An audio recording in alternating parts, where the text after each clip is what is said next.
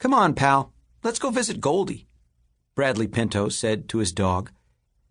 Pal followed Bradley and his twin brother, Brian, and their friends Nate Hathaway and Lucy Armstrong to the barn. It was the last day of summer vacation. Bradley was keeping Goldilocks, his first-grade class's pet hamster, over the summer. She lived in an aquarium in the barn. The Pinto's pony, Polly, also lived in the barn. The leaves on the maple trees near the barn were just starting to turn red. A September breeze bent the tall grass in the meadow. The kids were wearing T-shirts and jeans. "I can't believe summer is gone," Lucy said, "but I can't wait to meet our new teacher." Lucy was staying with her cousin Dink Duncan for a year. Her parents were helping build a school on the reservation in Arizona. "I wish we could have Mr. Vouray as a teacher again," Nate said. "He tells good jokes." Nate was Ruth Rose's little brother. Ruth Rose and Dink were best friends with Josh, the twins' older brother. "But we're in second grade now," Brian said. The kids walked into the barn. Pal ran ahead. His long ears almost touched the ground. "Pal is going to miss Goldi when we bring her back to school tomorrow," Nate said. Bradley walked over to the workbench. Goldi the hamster sat up in her cage and began squeaking.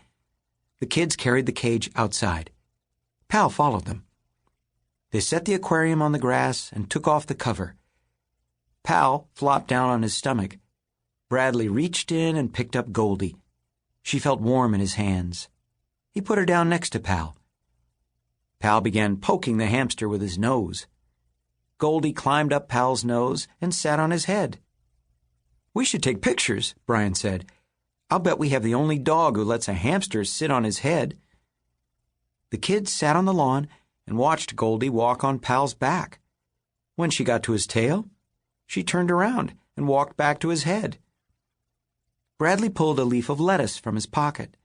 He set Goldi on the ground and put it in front of her. Goldi started to nibble on the lettuce. Pal nibbled the other end. "I wonder if Pal knows Goldi is leaving tomorrow," Nate said. "We should buy Pal a stuffed hamster so he doesn't get lonely," Brian said. "Pal will know the difference," Bradley said. "Stuffed hamsters don't smell like real hamsters. Pal can smell Goldi a mile away." Just then the back door opened. "Lunch is ready," Bradley and Brian's mom yelled. The kids put Goldi back in her cage and carried it into the barn. Pal followed them and barked. "He's saying goodbye," Bradley said. The next morning, Bradley and Brian got up early for school. They were eating breakfast when they heard a knock at the back door. They looked through the glass and saw Nate and Lucy. "Be right out," Brian yelled. He slurped the milk from his cereal bowl.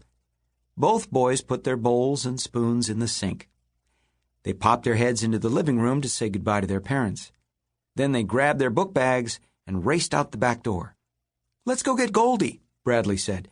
"We can carry the aquarium to school in my old wagon." All four kids were wearing new shirts and new sneakers.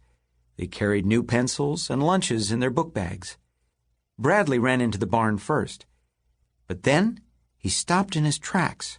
Lucy bumped into him. Nate and Brian peered over their shoulders. The aquarium was gone.